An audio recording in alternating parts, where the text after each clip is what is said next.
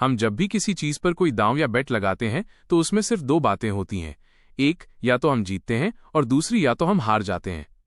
मगर आज की कहानी एक ऐसे शख्स के बारे में है जिसने फुटबॉल और बेसबॉल मैचेस पर कई मिलियन डॉलर्स की बेट लगाई और फिर टीम चाहे जीते या हारे मगर वो खुद कभी नहीं हारा। ये बेटिंग की दुनिया का वो स्कैम है जिसे लीगल तरीके से अंजाम दिया गया और जो शख्स इसे अंजाम दे रहा था वो 71 साल का होते होते $50 मिलियन तक जीत चुका था। सबसे ज्यादा हैरानी वाली बात यह है कि ना तो इस शख्स ने कभी कोई लॉटरी टिकट खरीदा और ना ही कैसीनो में जुआ खेला, मगर इसके बावजूद भी वो उससे घबराते थे क्योंकि हर बार वो जब भी बेट खेलता अगर उसमें जीत जाता तो वो उसमें जीत जाता तो वो उसमें पैसे कमाता और अगर हार जाता तब भी उसमें पैसे कमाता। उसने लगभग 10 सालों तक इसी ट्रिक का इस्तेमाल करके अमेरिका की अलग अलग फुटबॉल और बेसबॉल टीम्स पर बेट खेली और हर बार वो हर बेट को अपने फेवर में करने में कामयाब हो गया और जीत गया। कैसीनो और लोगों को यही लगता रहा कि शख्स की किस्मत बहुत अच्छी है, मगर वो एक जीनियस स्ट्रैटेजी थी जो इतनी पावरफुल थी कि जब तक कैसीनो को इसके बारे में पता चला तब तक बहुत देर हो चुकी थी। तो आखिर कौन था ये शख्स, कैसे उसने इस जीनियस बेटिंग स्कैम को अंजाम दिया और कैसे उसने अपनी जिंदगी की सबसे बड़ी बेटिंग में $65 मिलियन तक कमाए? ये अपने आप में बहुत हैरत अंगेज और रोमांचक है। ये कहानी है मैक नाम के एक शख्स की जो मैट्रेस मैक के नाम से मशहूर हुआ। और मैक, जो कभी एक मामूली सेल्समैन हुआ करता था, आगे चलकर उसने इस बेटिंग को एक ऐसे बिजनेस में बदल दिया जिसमें अपने ही खिलाफ बेट खेलकर कैसीनो को मजबूर कर दिया और उन्हें उसे जीती हुई रकम देनी पड़ी। कहानी शुरू होती है टेक्सास के शहर ह्यूस्टन से, जब सन 1981 में ह्यूस्टन को ऑयल और बड़े बिजनेसेस के लिए जाना जाता था। यहाँ लोग अपने बड़े सपनों को पूरा करने के लिए रिस्क लेने के लिए जाने जाते थे और यही वजह थी कि यहाँ लोगों की किस्मत रातों रात बदल जाया करती थी और लोग सड़क पर भी उतनी ही जल्दी आ जाते थे। ये बिल्कुल एक जंगल की तरह था जहां हर कोई आगे बढ़ने के लिए भाग रहा था और इसी दौड़ में मैक भी शामिल था जो पूरी तरह टूटा हुआ था और उसके पास आगे बढ़ने के लिए अगर कुछ था तो वो थी भूख और $55,000। मैक के ना तो कोई कनेक्शंस थे और ना ही उसके पास कोई इन्वेस्टर्स थे जिनकी मदद से वो एक बड़ा बिजनेस खड़ा कर सके और इसीलिए वो एक छोटे से घर में रह रहा था जो उसने रेंट पर ले रखा था। उसके हालात इतने ज्यादा खराब होते जा रहे थे कि अब उसके सामने करो या मरो वाली सिचुएशन आ गई थी और तब उसके दिमाग में एक आइडिया आता है। वो फैसला करता है कि उसके पास जो महज $5,000 पड़े हैं उससे वो एक छोटे से फर्नीचर का बिजनेस शुरू करेगा। इस बिजनेस को चलाने के लिए वो और उसकी बीवी अब दिन रात मेहनत करने लगे क्योंकि वो किसी भी कीमत पर अपने घर के हालात बदलना चाहते थे और यही वजह थी कि पैसे बचाने के लिए वो अपना घर छोड़कर अपने फर्नीचर स्टोर में ही रहने लगे। इससे उन्हें दो फायदे हो रहे थे, पहला ये कि उन्हें घर का रेंट नहीं देना पड़ रहा था और दूसरा ये कि वो दोनों खुद कस्टमर्स अटेंड करके फर्नीचर बेचते और रात को उनके स्टोर की देखभाल भी हो जाती। वो दोनों हर सैटरडे डैलस जाते और वहां से ट्रक में फर्नीचर भरकर ह्यूस्टन वापस आ जाते और यही फर्नीचर अपने स्टोर में बेचते। वो दोनों बीच में किसी भी मिडलमैन या एजेंट को शामिल नहीं कर रहे थे ताकि वो ज्यादा से ज्यादा पैसे बचा सकें। और कुछ वक्त बाद ये काम करने लगा क्योंकि अब धीरे धीरे उनके स्टोर में कस्टमर्स आना शुरू हो गए थे। और तब आता है सन 1983 जब उनका बिजनेस और उनके सारे सपने चकनाचूर होने लगे। ये वो वक्त था जब उनके स्टोर पर कस्टमर्स आना लगभग बंद हो चुके थे और उनके पास जो पैसे थे वो भी अब धीरे धीरे खत्म हो रहे थे और उन्हें ये समझ आ गया था कि अब उनका बिजनेस खत्म होने की कगार पर है। मैक के पास अब आखिरी $15,000 ही बचे थे जिनसे वो एक ऐसा दांव खेलना चाहता था जो या तो उसकी जिंदगी बना दे या उसे बर्बाद कर दे। बहरहाल $5,000 से वो अपने बिजनेस के लिए टीवी ऐड बनवाता है, मगर जब वो ऐड के फाइनल कट को देखता है तब वो उसे पसंद नहीं आता क्योंकि एक ऐसा ऐड बना था जो बोरिंग था और उसे कोई याद नहीं रखता। अब वो ऐड एजेंसी से कहता है कि वो दोबारा इसे शूट करे और इस बार वो खुद इस ऐड में काम करेगा और इस बार कैमरा के सामने उसने कुछ ऐसा कहा जिसने उसके बिजनेस और उसकी किस्मत को हमेशा के लिए बदल कर रख दिया। इस बार कैमरा के सामने वो अपने बिजनेस को प्रमोट करते हुए अपनी जेब से कैश निकालता है और हवा में उड़ाते हुए कहता है कि अगर वो गैलरी फर्नीचर से खरीदारी करेंगे तो उनके बहुत सारे पैसे बचेंगे। हालांकि ये पहले से तय नहीं था कि उसे कैमरा के सामने क्या बोलना है, मगर इस बार जो उसके मुंह से निकला वो पत्थर की लकीर बन गया और यहीं से शुरू हुआ सफर उस बेटिंग स्कैम का जिसने सबको हिलाकर रख दिया। इस ऐड के अगले ही दिन से मैक के फोन की घंटी बजनी शुरू हो गई और कस्टमर्स लगातार उसके स्टोर पर आना शुरू हो गए और महज कुछ ही वक्त में मैक एक सेल्समैन से मैट्रेस मैक बन चुका था। अब उसने पूरी तरह खुद को इस बिजनेस में झोंक दिया जिसमें अब वो हफ्ते के 100 घंटे से ज्यादा काम कर रहा था और जहां दूसरे बिजनेसमैन स्ट्रगल कर रहे थे वहीं वो डील्स पर डील्स साइन कर रहा था और अपने बिजनेस के लिए ऐसे एड्स बना रहा था जो उसके बिजनेस को नई ऊंचाइयों पर ले गए। और सन 2000 आते आते गैलरी फर्नीचर एक स्टोर से एक मशीन बन चुका था जो उसे कई मिलियन डॉलर कमा कर दे रहा था और मैक उस कामयाबी को हासिल कर चुका था जो ज्यादातर लोगों के लिए एक सपना होती थी। अब सबसे बड़ा सवाल ये आता है कि आखिर मैक तो फर्नीचर ही बेच रहा था, तो फिर वो ऐसा क्या कर रहा था जिसकी वजह से वो बेशुमार दौलत कमा पा रहा था और बाकी फर्नीचर बिजनेस ओनर उसके आसपास भी नहीं थे? और इसी में छुपी थी वो ट्रिक जिसने सबको चौंका कर रख दिया, क्योंकि मैक ने शुरू से ही परेशानियां और स्ट्रगल देखा था और यही वजह थी कि वो रिस्क लेने से नहीं डरता था। मगर उसने ये ट्रिक लॉटरी या कैसीनो में नहीं खेली, बल्कि उसने ये रिस्क लिया स्पोर्ट्स बेटिंग में। और उसने इस पूरे रिस्क को इस तरह डिजाइन किया कि चाहे कोई भी जीते या हारे, वो हमेशा जीतेगा।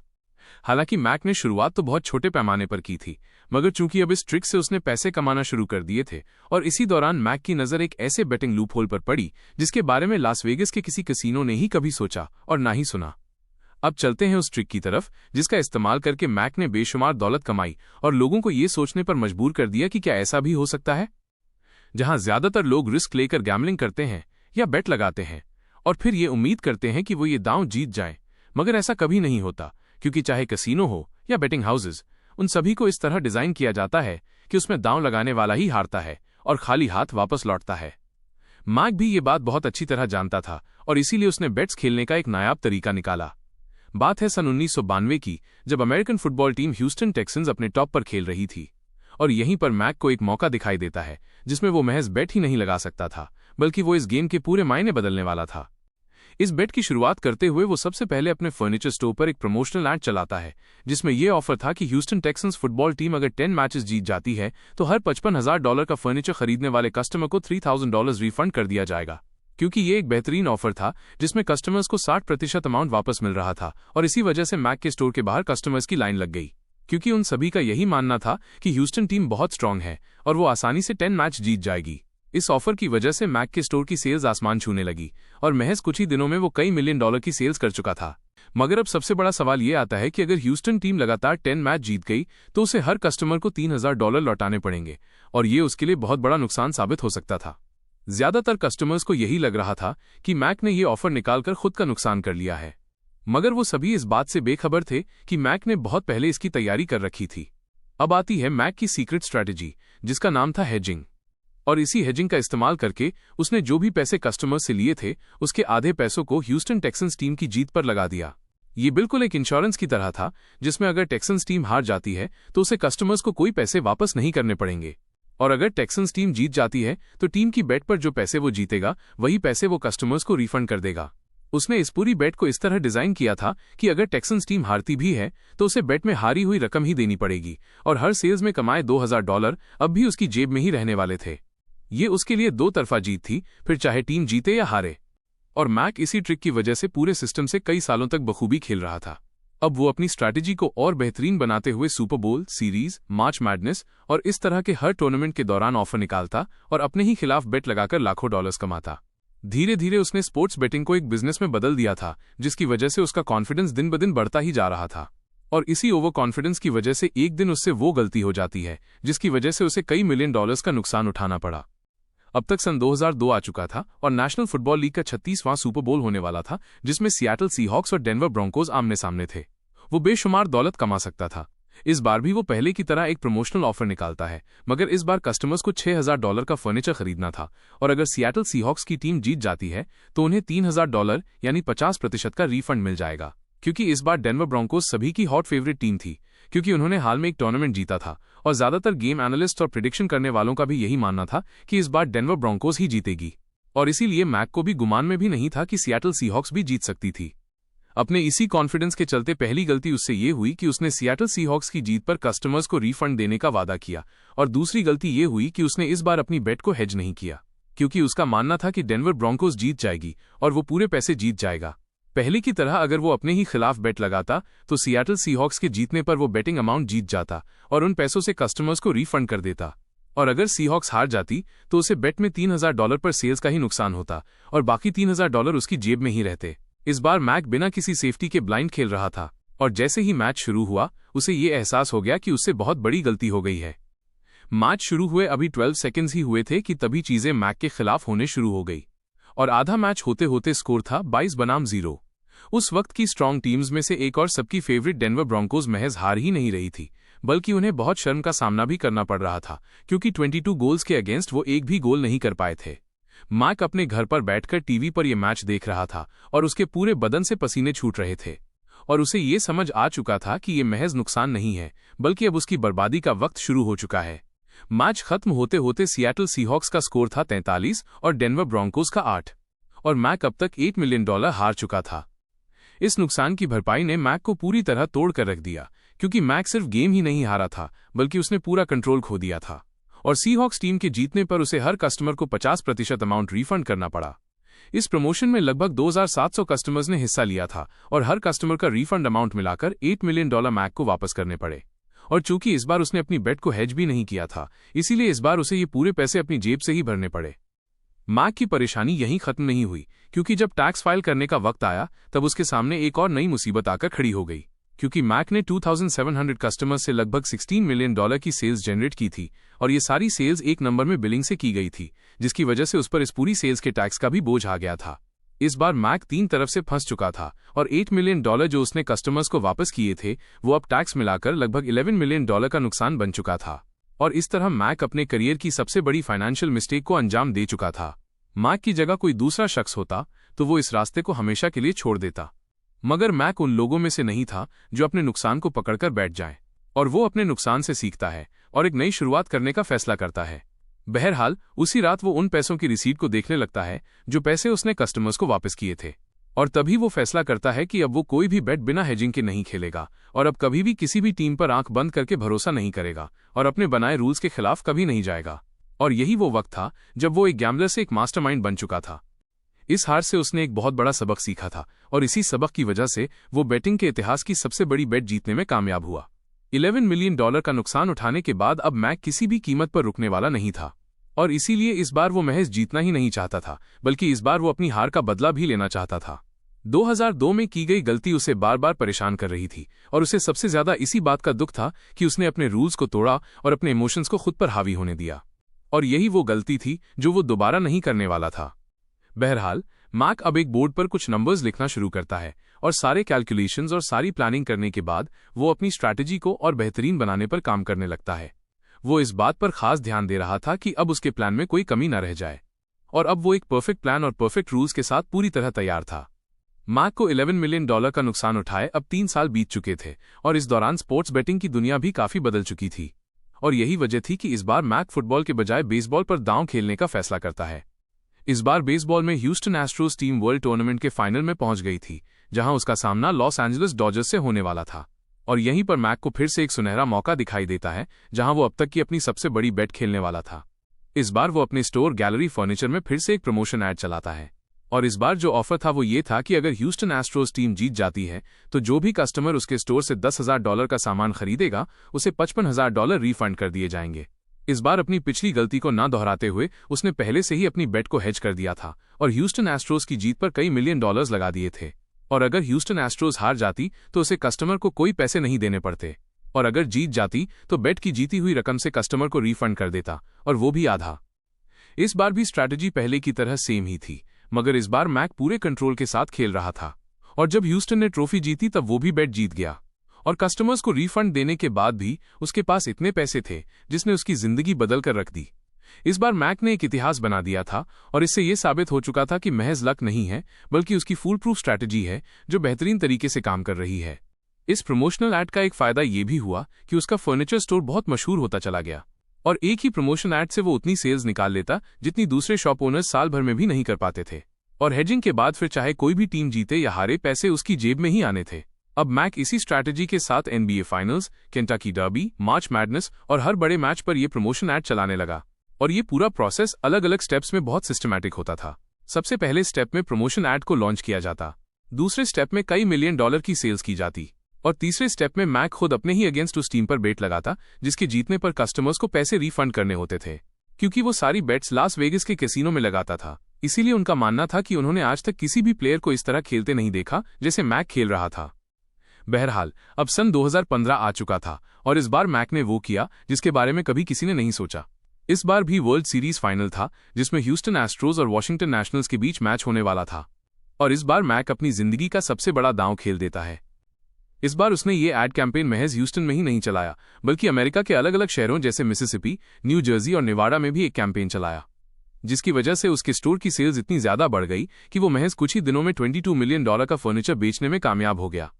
इस बार भी उसने कस्टमर से यही कहा था कि अगर ह्यूस्टन एस्ट्रोज जीत गई तो वो जो भी सामान खरीदेंगे उन्हें 50% रिफंड मिल जाएगा, और खुद ह्यूस्टन एस्ट्रोज की जीत पर $11 मिलियन लगा दिए। ये बेटिंग के इतिहास की अब तक की सबसे बड़ी स्पोर्ट्स बेट थी और इससे पहले आज तक इतनी बड़ी बेट किसी ने नहीं लगाई थी। ये देख कैसीनो के पसीने छूटने लगे, क्योंकि अगर मैक जीत गया तो उन्हें कई मिलियन डॉलर मैक को देने पड़ेंगे। मगर कैसीनो की किस्मत अच्छी थी कि ह्यूस्टन एस्ट्रोज हार गई और मैक को हारी हुई रकम कैसीनो को देनी पड़ी। मैक इस बार बिल्कुल बेफिक्र था और इतनी बड़ी हार होने के बावजूद भी ना तो उसके चेहरे पर परेशानी थी और ना ही कोई टेंशन,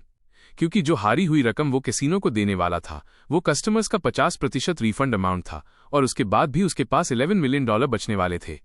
जहां कैसीनो की नज़र में मैक हार चुका था, वहीं अपने सिस्टम और हेजिंग की वजह से वो अभी भी 11 मिलियन डॉलर के प्रॉफिट में था और यही बात उसे बाकी बेटिंग खेलने वालों से अलग बनाती थी। अब मैक एक गैम्बलर के साथ साथ एक बिजनेसमैन भी बन चुका था और अब वो रुकने वाला नहीं था, क्योंकि हर साल उसकी बेट्स और उसका प्रमोशन बढ़ता चला गया, जिसने उसे एक लेजेंड बना दिया। कैसीनो ने भी अब उसकी बेट की रकम पर लिमिट लगाना शुरू कर दिया था, क्योंकि वो सब अब उससे घबराने लगे थे। मगर मैक को किसी बात की परवाह नहीं थी, क्योंकि वो जानता था कि उसका सिस्टम 100% काम करेगा। और तब आता है सन 2022, जब मैक अपनी आखिरी बेट खेलने वाला था और जिसने सब कुछ बदल कर रख दिया। इस बार मैक के दिमाग में कुछ बहुत बड़ा चल रहा था और इस बार वो जीत की रकम की सारी हदें पार करने वाला था। पिछली हार के बाद ह्यूस्टन एस्ट्रोज दोबारा सीरीज में वापसी कर चुकी थी और इस बार उसका मैच फिलाडेल्फिया फिलीज से होने वाला था, जो एक बहुत बड़ा मैच था और मैक इसी पर दुनिया की सबसे बड़ी बेट लगाने वाला था। इस बार भी वो अपने स्टोर गैलरी फर्नीचर पर वही प्रमोशन ऐड चलाता है, मगर इस बार उसने खरीदारी का अमाउंट बहुत छोटा रखा ताकि ज्यादा से ज्यादा लोग इसमें हिस्सा ले सकें। उसके प्रमोशन ऐड के मुताबिक जो भी कस्टमर $3000 का फर्नीचर खरीदेगा और अगर ह्यूस्टन एस्ट्रोज जीत जाती है तो उसे 50% रिफंड मिल जाएगा। हालांकि इसमें कोई नई बात नहीं थी, मगर इस बार अमाउंट छोटा होने की वजह से इसमें कई हजारों लोग हिस्सा लेने वाले थे, जिसकी वजह से उसकी सेल्स बहुत ज्यादा बढ़ने वाली थी और बेट की रकम अब तक सबसे ज्यादा होने वाली थी। मार्क पिछले कुछ महीनों से इस बेटिंग की प्लानिंग कर रहा था और कैसीनो से लेकर हर कोई इस बात से बेखबर था कि इस बार वो क्या करने वाला था।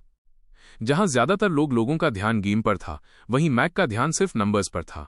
और सीरीज की शुरुआत होने से पहले ही वो ह्यूस्टन एस्ट्रोज पर $10 मिलियन की बेट लगा चुका था। ये तो सिर्फ शुरुआत थी और सीरीज शुरू होने के बाद जैसे जैसे आगे बढ़ती गई वैसे वैसे मैक अपनी बेट के अमाउंट को और बढ़ाता चला गया। इस बार वो अलग अलग स्टेट्स में अलग अलग कैसीनो और स्पोर्ट्स बुक में बेट लगा रहा था और जब तक ये मैच फाइनल तक पहुंचा तब तक मैक $16 मिलियन तक की बेट लगा चुका था। चूंकि अमाउंट छोटा होने की वजह से इस बार रिकॉर्ड तोड़ लोगों ने मैक के स्टोर से खरीदारी की थी, जिसमें उसने लगभग $32 मिलियन का फर्नीचर बेचा था और उसके आधे अमाउंट यानी $16 मिलियन को उसने दांव पर लगा दिया था ताकि कोई भी टीम जीते या हारे तो $16 मिलियन वो कस्टमर्स के रिफंड कर सके और बाकी $16 मिलियन सीधे उसकी जेब में आ सके। उधर बेटिंग हाउसेज और कैसीनो इस बात से घबरा रहे थे कि अगर मैक जीत गया तो उन्हें बेटिंग अमाउंट का 5 गुना उसे देना पड़ेगा और ये अब तक का सबसे बड़ा बेटिंग पे आउट होगा। इस बार मैक और उसकी किस्मत एक नया इतिहास रचने वाले थे और फाइनल मैच में जब ह्यूस्टन एस्ट्रोज ने फिलाडेल्फिया फिलीज को हराया तब मैक की खुशी का ठिकाना नहीं रहा। ह्यूस्टन एस्ट्रोज ने फिलाडेल्फिया फिलीज को 4-1 के डिफरेंस से हरा दिया था, जिसके बाद फैंस और पूरा स्टेडियम जश्न मनाने लगा। और वहीं पहली रो में 71 साल का एक बूढ़ा आदमी जिसका नाम मैक था, वो पागलों की तरह खुशी के मारे उछल रहा था। मैक अपनी जिंदगी का सबसे बड़ा जैकपॉट जीत चुका था, जिसमें वो $65 मिलियन एक ही रात में जीतने में कामयाब हो चुका था। ये बेटिंग के इतिहास का अब तक का सबसे बड़ा पे आउट था, जो इससे पहले कभी किसी ने नहीं जीता था। और सबसे ज्यादा हैरानी वाली बात यह थी कि ये कोई लक या महज तुक्का नहीं था, बल्कि मैक का बनाया हुआ सिस्टम था जो परफेक्टली काम कर गया था। ह्यूस्टन एस्ट्रोज के जीतते ही कैसीनो को समझ आ गया कि अब उन्हें मैक को पूरे पैसे देने ही पड़ेंगे और सीजर कैसीनो के एक एग्जीक्यूटिव ने तो यहां तक कहा कि उन्होंने बेटिंग के इतिहास का सबसे बड़ा चेक मैक को लिखा। अब आता है इस पूरी बेटिंग और हेजिंग का मैथ, जिसमें मैक ने कस्टमर से कुल $32 मिलियन की सेल्स जनरेट की और ह्यूस्टन एस्ट्रोज के जीतने पर उन्हें 50% रिफंड करने का वादा किया। उधर उसने खुद ह्यूस्टन एस्ट्रोज की जीत पर $16 मिलियन लगा दिए, जिसका साफ मतलब था कि अगर ह्यूस्टन एस्ट्रोज हार जाती है तो उसे $16 मिलियन बेटिंग हाउसेस को देने पड़ेंगे और $16 मिलियन उसकी जेब में ही रहेंगे।